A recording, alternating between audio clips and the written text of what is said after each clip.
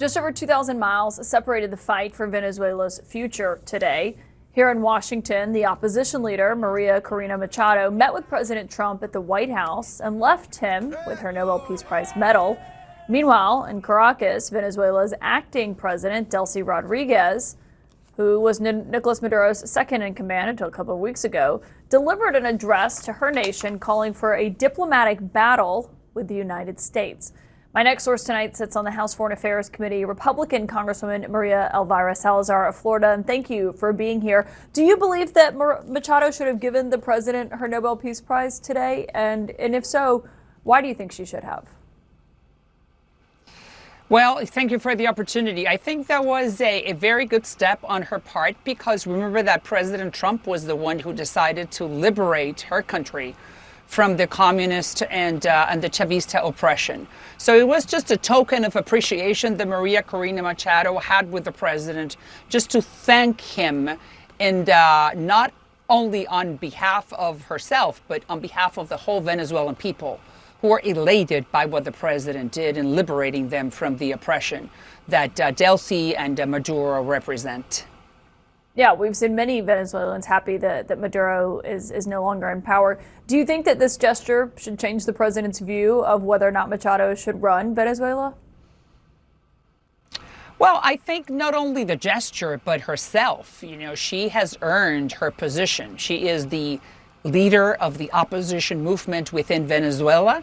She was the one who was able to prove to the international community that the opposition won that election in July of 24 against Maduro and against all odds, after Maduro had signed the Barbados Agreement with the Biden administration, promising the international community that he was going to allow for free and fair elections, and he lied.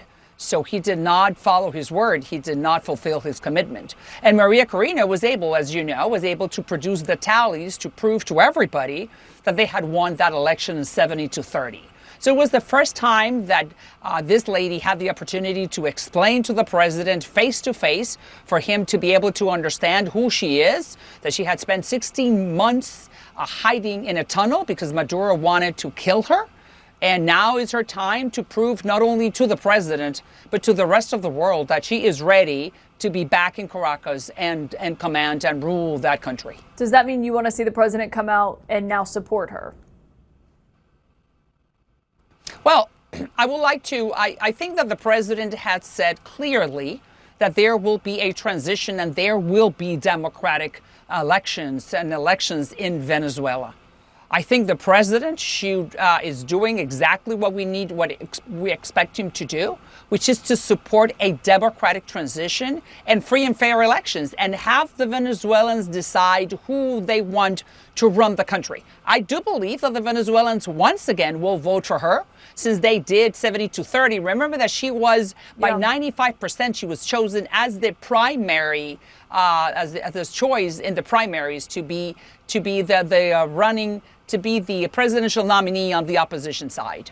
Yeah, and obviously we'll see what happens there. The White House hasn't said when they believe those elections could take place. And speaking of democratic elections and free and fair elections, the president was asked last night in an interview with Reuters about the midterms that, as you know, are coming up in November. And he apparently, according to Reuters, boasted that he had accomplished so much. He said, when you think of it, we shouldn't even have an election.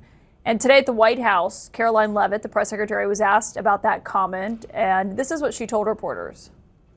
The president was simply joking. He was saying, we're doing such a great job, we're doing everything the American people thought, maybe we should just keep rolling. But he was speaking facetiously. Are you saying that the president finds the idea of canceling elections funny? Andrew, were you in the room? No, you weren't. I was in the room. I heard the conversation, and only someone like you would take that so seriously and pose it as a question in that way. Do you think it's a joke?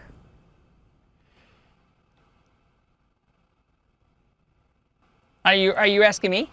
Yes, Congresswoman. Do you think the president is joking? No, I do believe. I mean, the president is not. It's not. I wasn't there, and I did not see the interview, but I do know that the president is going to follow the Constitution, and we know that we will have elections in November of 26, and I will be one of those being on the ballot. We have a very serious, solid, and firm electoral system in this country, which is the same one that we would like to see in Venezuela. I'm sure the president did not mean it, and I'm sure that we will have no doubt about it. 435 members of Congress will either come back or not, according to the voters and the constituents. Me being one of them. Congresswoman María Elvira Salazar, thank you for joining us tonight. Of course, thanks to you for the opportunity.